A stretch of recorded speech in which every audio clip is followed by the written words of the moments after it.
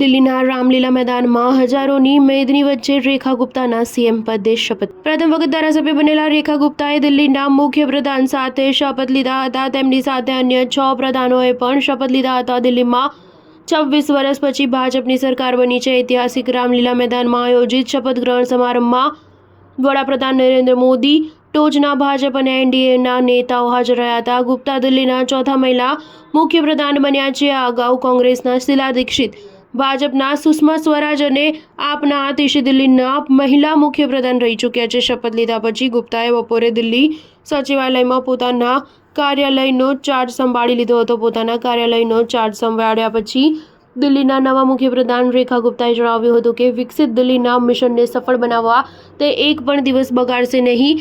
એનડીએના જેટલા મુખ્યપ્રધાનો છે તેમાં તે એક જ મહિલા મુખ્યપ્રધાન છે. સમગ્ર દેશની વાત કરવામાં આવે તો હાલમાં મમતા બેનર્જી પછી તેઓ બીજા મહિલા મુખ્યપ્રધાન છે. રેખા ગુપ્તાની સાથે અન્ય 6 ધારાસભ્યો પરેશ વર્મા, કપિલ મિશ્રા, મોજિંદરસિંહ સિરસા, આશિષ સૂદ, રવિન્દર ઇન્દ્રાજસિંહ અને પંકજસિંહે પ્રધાન તરીકે શપથ લીધા હતા.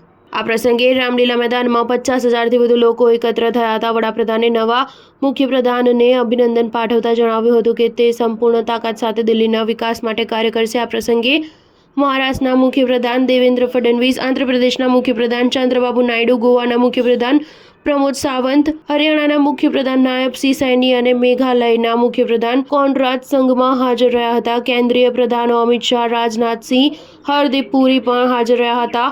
પક્ષ પ્રમુખ જેપી નડ્ડા પણ હાજર રહ્યા હતા. સ્ટાર ન્યૂઝ 7 હંમેશા સચ્ચાઈની સાથે.